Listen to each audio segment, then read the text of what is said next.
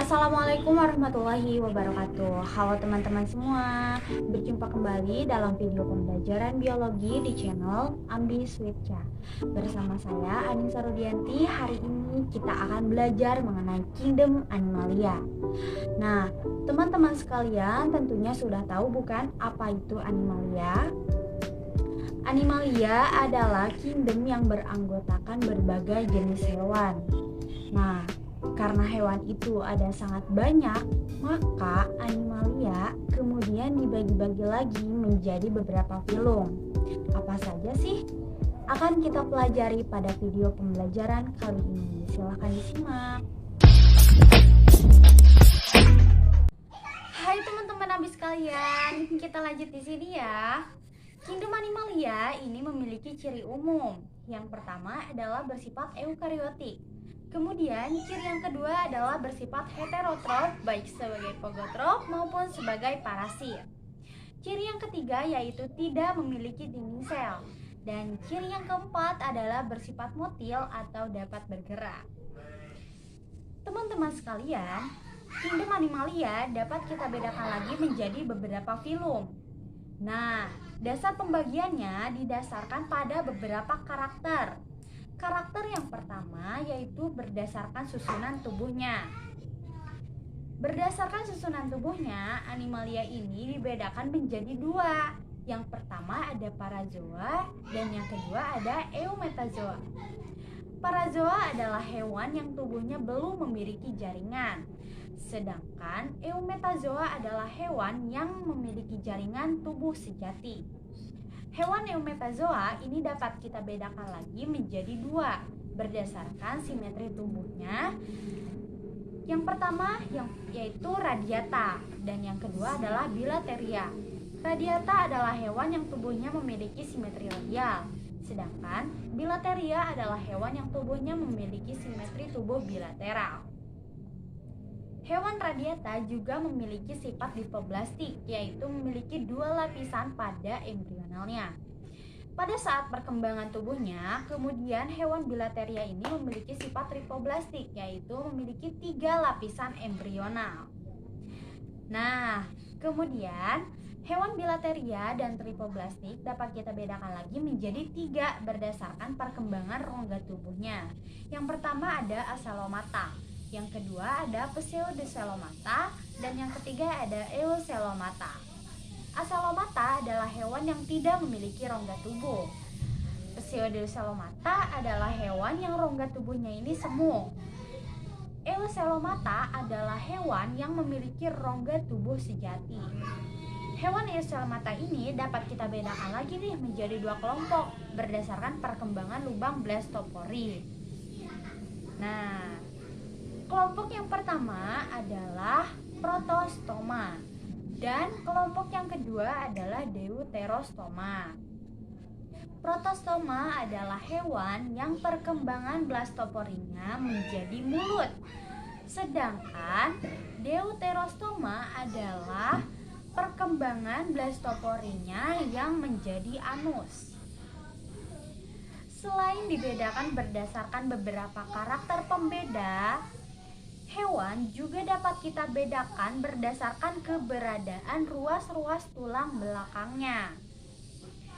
Hewan yang tidak memiliki ruas tulang belakang kita sebut dengan avertebrata, sedangkan yang memiliki ruas tulang belakang disebut dengan vertebrata.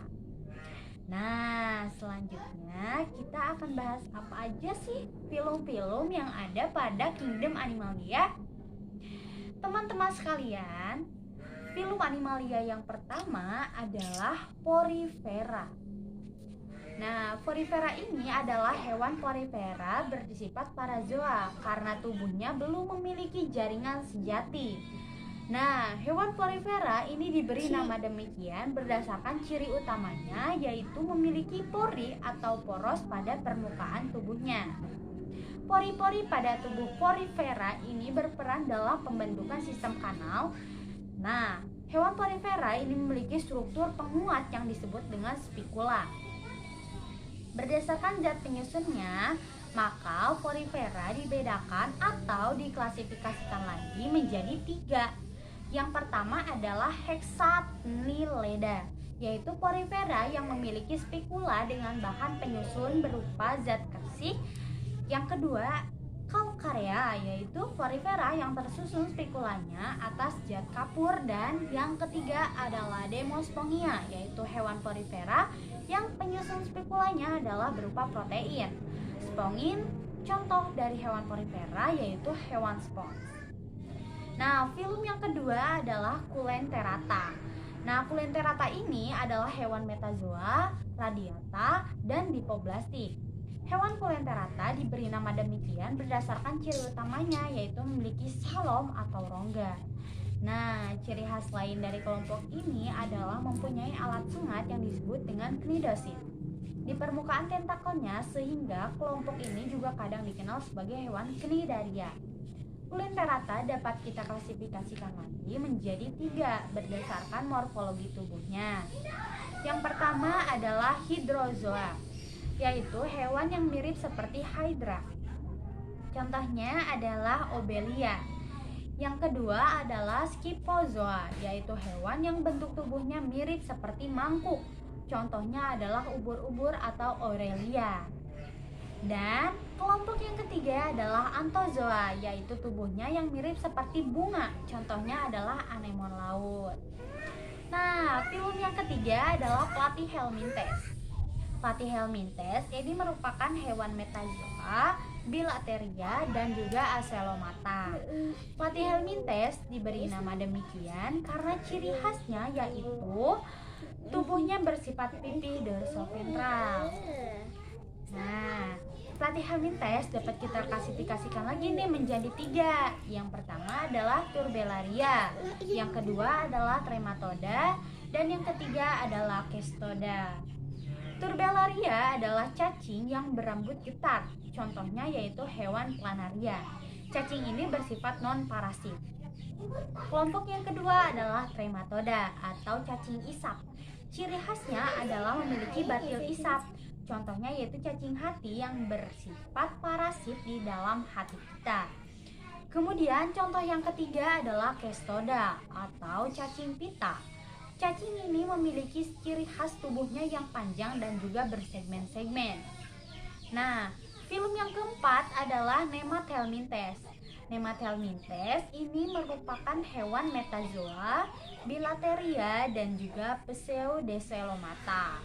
Nah, Nemathelminthes dapat diartikan juga sebagai cacing gilik karena bentuk tubuhnya yang menyerupai benang atau menyerupai jarum.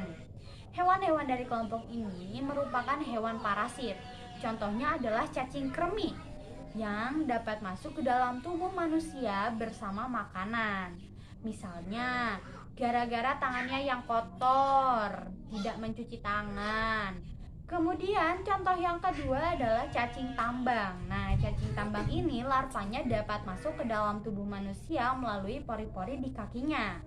Kemudian contoh yang ketiga adalah cacing penyebab kaki gajah. Cacing penyebab kaki gajah ini dapat ditularkan dari satu orang ke orang yang lainnya melalui perantara nyamuk kulex. Film yang kelima adalah Annelida. Nah, Annelida ini merupakan hewan metazoa, bilateria, celomata, dan juga protostomata. Annelida dapat diartikan sebagai cacing gelang karena tubuhnya yang bersegmen-segmen dan seperti susunan gelang atau cincin. Annelida dapat diklasifikasikan lagi menjadi 3 berdasarkan keberadaan rambut atau setanya. Yang pertama adalah Hirudinea, yaitu kelompok Annelida yang tidak memiliki rambut dan memiliki ciri khas yaitu menghasilkan zat anti pembekuan darah yang disebut dengan hirudin. Contohnya adalah cacing lintah dan cacing asap. Bersifat parasit. Klasifikasi yang kedua adalah Oligochaeta. Oligochaeta ini memiliki sedikit rambut di permukaan tubuhnya. Contohnya adalah cacing tanah dan juga cacing sutra. Kelompok yang ketiga adalah Polychaeta. Nah, Polychaeta ini adalah kelompok Annelida yang memiliki banyak rambut di permukaan tubuhnya. Contohnya adalah cacing wowo atau cacing palolo atau biasa dikenal juga dengan kelabang laut. Oke, maaf guys, di sini agak berisik karena di sini ada banyak sekali bocil-bocil yang berkeliaran. Baik, film yang keenam adalah Arthropoda. Arthropoda ini merupakan hewan metazoa, bilateria, selomata, dan juga protostomata. Nah, penamaan Arthropoda ini didasarkan pada ciri utamanya, yaitu kakinya yang berruas-ruas atau bersegmen-segmen. Nah, ciri lain dari anggota kelompok Arthropoda adalah tubuhnya ditutupi oleh eksoskeleton atau rangka luar yang tersusun dari kitin. Nah, Arthropoda ini dapat kita klasifikasikan lagi menjadi 4. Yang pertama adalah insekta, yang kedua adalah arachnida, yang ketiga adalah krustasea, dan yang keempat adalah Myriapoda. Nah, keempat kelompok ini dapat kita bedakan lagi berdasarkan kakinya. Insekta memiliki jumlah kaki sebanyak 3 pasang. Contohnya adalah serangga. Kemudian kelompok yang kedua adalah arachnida, yang merupakan kelompok arthropoda yang memiliki jumlah kaki adalah 4 pasang. Contohnya yaitu laba-laba dan juga kalajengking. Kelompok yang berikutnya adalah krustasea. Jumlah kaki dari krustasea adalah 5 pasang. Contohnya yaitu udang dan juga kepiting. Kelompok yang terakhir dari arthropoda adalah Myriapoda, dicirikan dengan jumlah kakinya yang banyak. Contohnya adalah kaki seribu dan kelabang. Film yang ketujuh adalah moluska.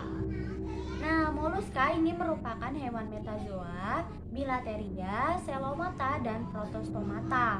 Penamaan moluska ini didasarkan pada ciri utama anggotanya, yaitu tubuhnya yang berupa tubuh lunak atau disebut juga dengan massa visceral dan dibungkus oleh mantel. Hewan moluska ini dapat kita klasifikasikan lagi menjadi 3 berdasarkan struktur dan susunan kakinya. Yang pertama adalah hewan gastropoda.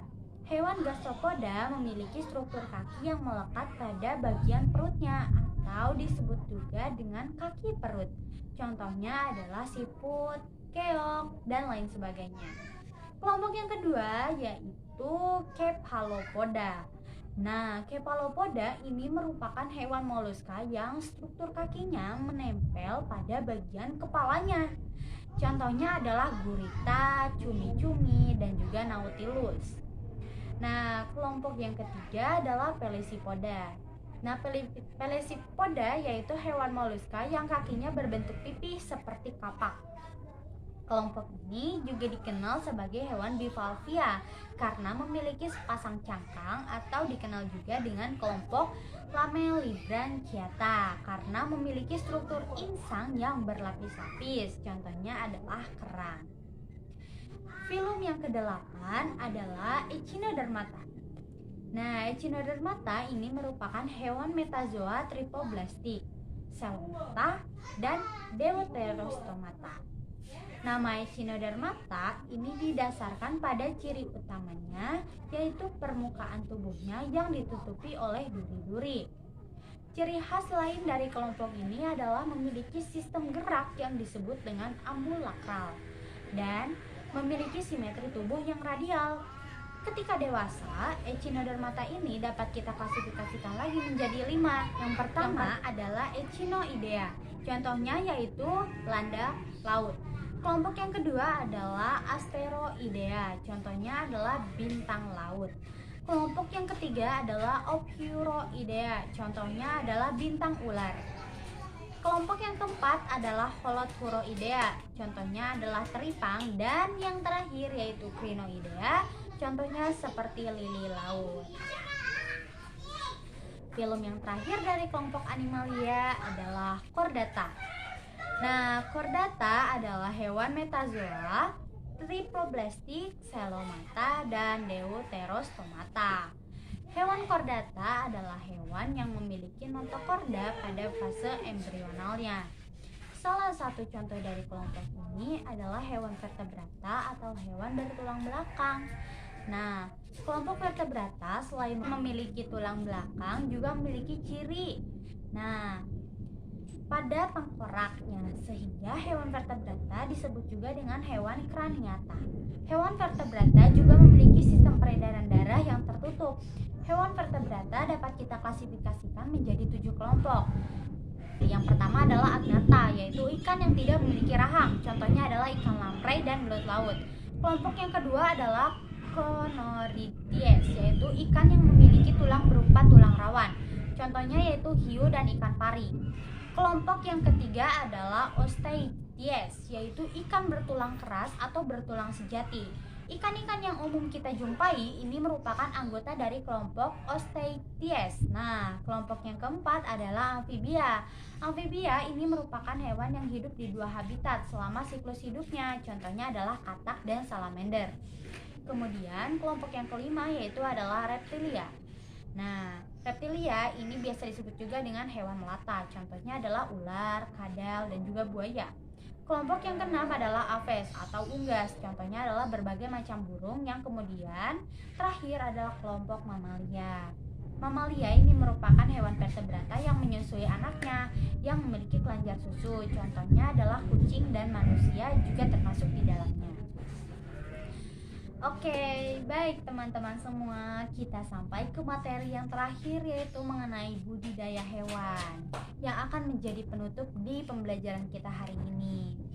Budidaya hewan adalah salah satu kegiatan memelihara dan mengembangbiakan jenis hewan agar menghasilkan keuntungan dan populasinya tetap lestari. Contoh lain dari kegiatan budidaya hewan yaitu pembangunan taman nasional seperti Suaka Marga Satwa, kebun binatang, dan juga menjaga habitat alami hewan. Oke, baik teman-teman, sekian video pembelajaran dari akun channel Ambis Wirca. Semoga bisa bermanfaat. Mohon maaf apabila ada kesalahan kata atau kekurangan kata. Saya masih belajar dan kita masih sama-sama belajar. Terima kasih atas perhatiannya. Wassalamualaikum warahmatullahi wabarakatuh.